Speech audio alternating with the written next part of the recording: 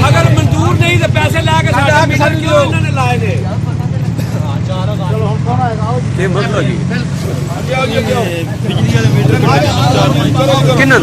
ਕੱਟ ਦਿੱਤੇ ਨੇ ਕਹਿੰਦੇ ਨੇ ਗੈਰ ਕਾਨੂੰਨੀ ਹੈ ਸਾਡੇ ਕੋਲ ਇਹਨਾਂ ਨੇ 50-50,000 ਰੁਪਇਆ ਮੀਟਰ ਦਾ ਲਿਆ ਬਿੱਲ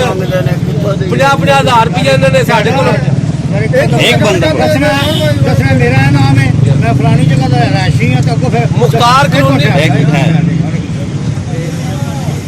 मुख्तार कॉलोनी गली नंबर 18 जिन्नी मुख्तार कॉलोनी बैरूनी आबादी है उन्होंने सारे ने कनैक्शन काट दिते मीटर के कम अज कम 400-450 मीटर है ये कहते हैं कि मंजूर नहीं है अगर मंजूर नहीं तो उन्होंने बिल भी असी अदा कर रहे हैं रजिस्टर शुदा मुख्तार कॉलोनी बैरूनी आबादी रजिस्टर शुदा फिर इन्होंने कनैक्शन काट दिते ने उहदे साडा की गुनाह है फी मीटर का 50-50,000 रुपया साडे कोल इन्हां वसूल कीता ਇਹਦਾ ਜ਼ਿੰਮੇਦਾਰ ਐਸਡੀਓ ਜਾਂ ਦੂਜੇ ਵਾਪਦਾ ਮੁਲਾਜ਼ਮ ਨੇ ਅਸੀਂ ਨਹੀਂ ਗਿਆ ਅਸੀਂ ਗਰੀਬ ਆਵਾਮ ਨੇ ਪੈਸੇ ਭਰੇ ਨੇ ਇਹਨਾਂ ਨੇ ਕਰਪਸ਼ਨ ਕੀਤੀ ਇਹਨਾਂ ਲੈ ਅੱਜ ਇਹ ਕਹਿ ਰਹੇ ਨੇ ਕਿ ਅਸੀਂ ਜ਼ਿੰਮੇਦਾਰ ਨਹੀਂ ਗਿਆ ਕੱਲ ਇਹਨਾਂ ਨੂੰ ਨਹੀਂ ਸੀ ਪਤਾ ਕਿ ਅਸੀਂ ਮੀਟਰ ਲਾ ਰਹੇ ਹਾਂ ਪੈਸੇ ਲੈ ਰਹੇ ਹਾਂ ਇਹ ਨਜਾਇਜ਼ ਕੰਮ ਹੈ ਇਹਨਾਂ ਦੇ ਖਿਲਾਫ ਐਕਸ਼ਨ ਹੋਵੇ ਕਿ ਸਾਡੀ ਬਿਜਲੀ ਬੰਦ ਕਰਨੀ ਸਾਡੇ ਬੱਚੇ ਰੋਡ ਤੇ ਸਵੇਰ ਦੇ ਬੰਦ ਕੀਤੇ ਆ ਮੋਟਰਾਂ ਬੰਦ ਨੇ ਪਾਣੀ ਬੰਦ ਹੈ ਬਿਲਕੁਲ ਨਹਾਣ ਧੋਣ ਖਾਣ ਪੀਣ ਤੋਂ ਆਵਾਮ ਪਰੇਸ਼ਾਨ ਹੈ पूरा महला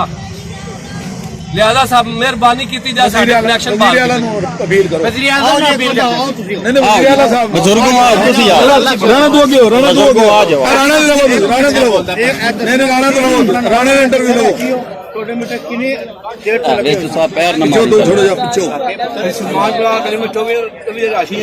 साडा मीटर लगे 2-2.5 साल हो गए ने असी बराबर बिल अदा कर रहे हैं सानू इस वजह तंग जा रहा है सारे को सारे पैसे मंगे दिते ने उसके बाद जो असी सब टैक्स दिते ने असी जुर्म कर बैठे हैं कि पैसे भी टैक्स दिए थे बिजली का लईए सानू तंग किया जा रहा है असी तो नून लीग नहीं वोट दिते ने असी तो तंग आ गए देख के फसा रहे हैं राणा जी तुसी बोलो राणा जी बोलो